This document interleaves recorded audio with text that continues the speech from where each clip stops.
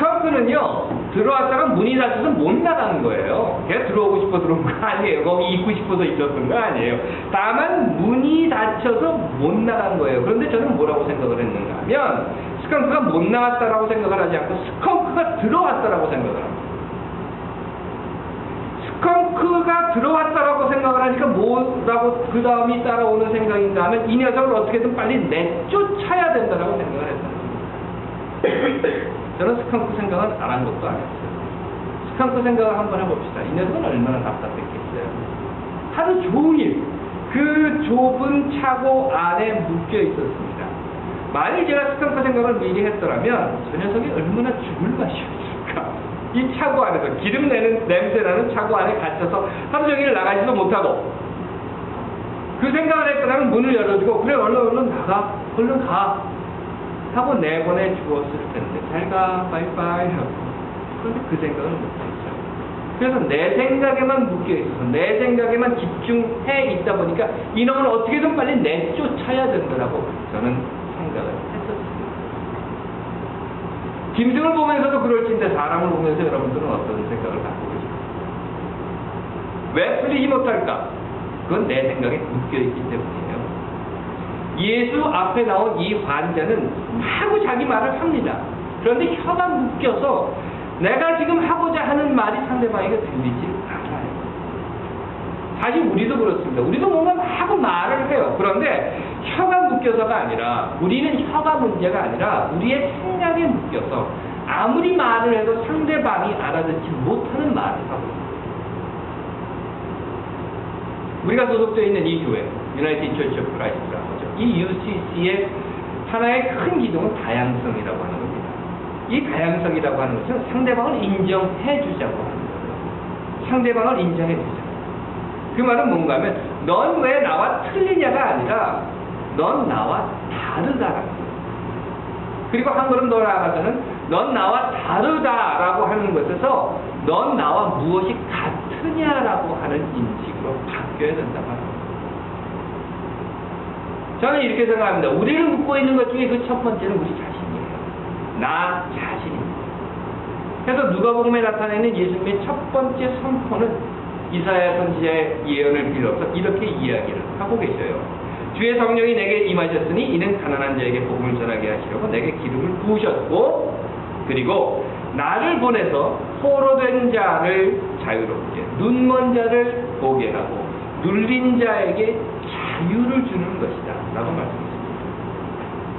그리고 요한복음서에서는요, 예수께서 진리가 너희를 자유롭게 하리라 라고 이야기했습니다.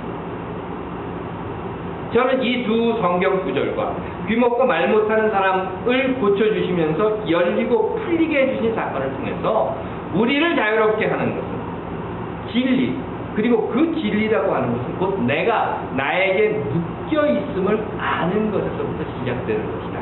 이렇게 생각을 해봤습니다. 내 생각에 묶여 있다는 삶을 내가 깨달았습니다. 하지만 그것 외에도 때로는요, 세상에서 소리 듣기 싫을 때가 많아요. 지난주에 말씀드린 것처럼 버스 안에서 아이들이 그렇게 떠듭니다. 그래서 귀마개를 할 정도로 그렇게 시끄러운 소리들이 있어요. 내 생각에 묶여 있기 때문에 들리지 않는 소리뿐만 아니라 들리기는 들립니다. 내 귀에 들려요. 당연히 들립니다. 그런데 귀찮아서, 또는 듣기 싫어서, 또는 시끄러워,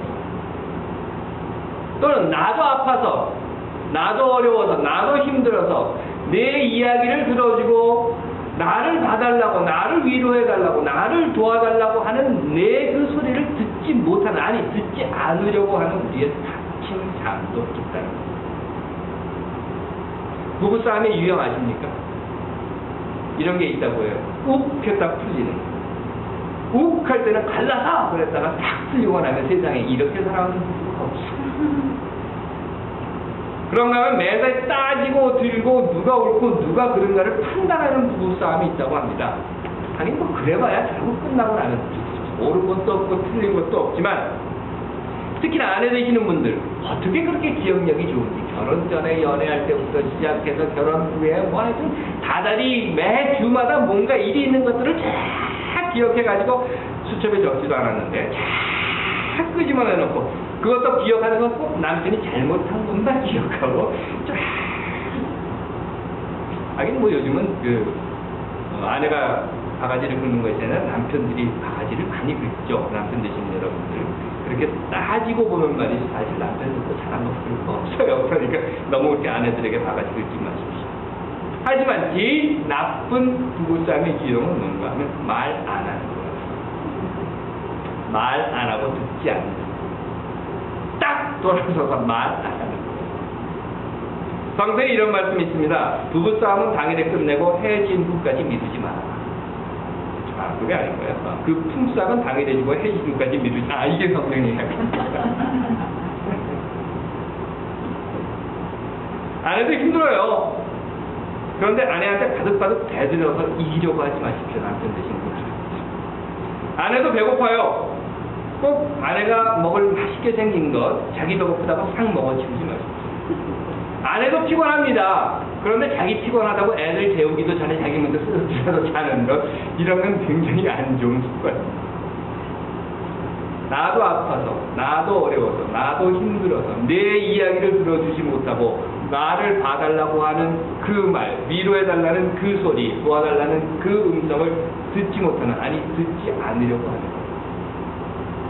그렇기 때문에 우리는 풀리지 못하고 열리지 못하는, 귀찮아요, 시끄러워요 하는 세상 속에 살지는 않는 생각을 해봤습니다. 그럼에도 내 이야기를 들어주고 자기를 봐달라는, 자기를 위로해달라는, 자기를 도와달라는 그 소리를 들어야 하는, 그 소리에 열려야 하는 이유는 이미 제가 앞에서 말씀드린 것처럼 믿음의 목적이기 때문에, 그래서 믿기 때문입니다.